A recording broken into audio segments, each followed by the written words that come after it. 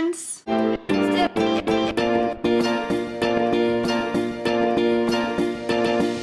Welcome back to yet another installment of the Bring Back the Cookbook series. My name is Desiree, aka Mama Friendly, and I do all sorts of videos on my channel, from recipes to hauls, homeschool videos, planner videos, vlogs, a little bit of everything. So if any of these things sound like fun to you, I hope that you'll subscribe and join me on my YouTube adventure. As I mentioned, this video is part of a cookbook series. It's a collab that's been going on every single month this year, hosted by my friend Tamara at Southern Wife Everyday Life. I'm going to be linking Tamara's channel in the description box of this video, along with a link to the playlist, so that after you've seen what I'm making today, you can check out what all of my friends made as well. So for this video, I am making two recipes that I'm combining into one from this cookbook. It's called Made Whole from Christina Kerp. I eat gluten-free and dairy-free 100% of the time.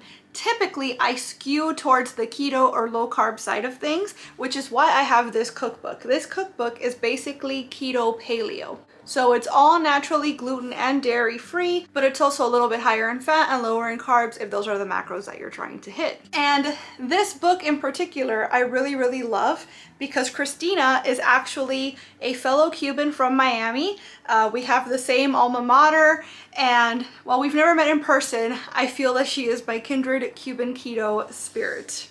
I've tried quite a few recipes from this book, and I really love everything that I've tried. And it's actually not the first time that I've used this cookbook for this series. So if you'd like to see how I made the vaca frita, chocolate cake, and creamy cilantro rice from this book, I'll post that video up here. This time I'm making the chicken Alfredo bake, which again is one of my favorite recipes from this book, but the chicken Alfredo, of course, comes with an Alfredo sauce, and I usually substitute it for the cheesy yellow sauce, which is a separate recipe. These cheesy sauces are not cheesy at all, but rather cauliflower based. So it's completely vegan. Obviously the chicken part of the bake is not, but the sauces themselves are completely vegan. So if that's something that interests you, you could always just make the sauce and serve it with pasta or grains, whatever floats your boat. So I think I've set it up quite enough. Let me go ahead and show you how I made Christina's chicken Alfredo bake. All right, friends, before we start, I'm gonna go ahead and preheat my oven to 400 degrees Fahrenheit. I have a glass 9x13 dish, and I'm just gonna spray the heck out of it with some avocado oil spray so that nothing sticks. I have 2 pounds of chicken breasts here. My hands are clean and I'm not squeamish about touching meat like this. If you are, of course, feel free to use gloves.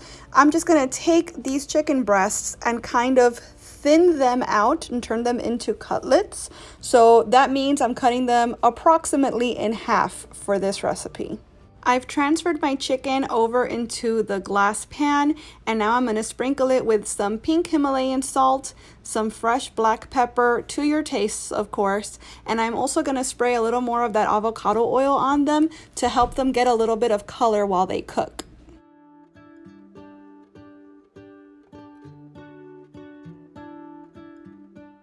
I'm also taking several tablespoons worth of this minced garlic. The recipe calls for 3 cloves minced. I don't measure when it comes to garlic. I'm just pouring over the top to make sure that I can basically coat the chicken in garlic. And only when I'm sure I have the amount I want am I actually using the spoon to come in contact with the chicken and help it spread around. You do not want to be touching the chicken with your utensil and then putting that back in the jar. Ew. Now that our oven is preheated, I'm going to go ahead and cook the chicken for about 15 minutes until it's cooked through. And in the meantime, I'm going to get started on our cheesy cauliflower-based sauce. So I'm taking this whole bag of cauliflower and steamed it in the microwave. It was about 1 pound of cauliflower total. You could, of course, use fresh, but frozen is easier. And this sauce is just the easiest thing ever. It all comes together in the blender. You're going to add your steamed cauliflower, a 1/2 cup of full fat coconut milk, 1/2 cup of nutritional yeast, a tablespoon of unsalted butter, ghee, or lard. You also need 1.5 teaspoons of vinegar, a teaspoon of fine Himalayan salt, and a teaspoon of garlic powder. You're just gonna blend it until it's completely smooth. Adjust the seasoning if you want to. And this stores in the refrigerator for up to a week, but it's not gonna last that long because we're gonna use the entire recipe in our chicken bake. At this point, our chicken breasts are cooked through and our sauce is ready. So I'm just gonna add a whole bag of organic baby spinach. It says 4 cups. I just used the bag, didn't measure. I'm topping the chicken with it, and I'm going to top that with our cauliflower cheesy sauce.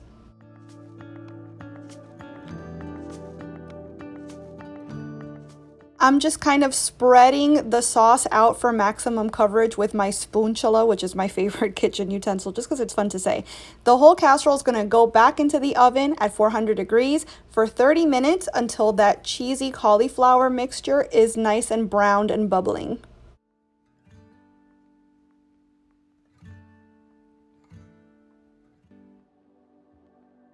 So that's it, friends. That's how I made the chicken Alfredo bake with the cheesy sauce. I really love this recipe. It makes for great leftovers. It's nice and hearty and almost gives you like a chicken and potatoes type of vibe, but the cheesy flavor is undeniable. It's delicious. I can't recommend this book enough if you're trying to go a little bit of the healthier whole foods type route in your diet. I've loved every single recipe I've made from it, and I'm sure you will too. I'll link the cookbook below in the description box of the video. And speaking of links, I hope that you'll check out Tamara's channel and check out the playlist now that you've seen what I've made, so you can see what all of my friends are making for their cookbook series as well. Let me know if you try this recipe. I'd love to hear how it works out for you. And let me know in the comments, what's your favorite recipe for when you're looking for something a little healthy but still hearty to eat? I want to thank you so much for watching this video. I really hope you enjoyed it. And if you did, I hope you'll please give it a big thumbs up. I'd also love it if you would subscribe and click that notification bell because I post at least 3 times a week and I wouldn't want you to miss a minute. Thanks so much again for watching. Bye.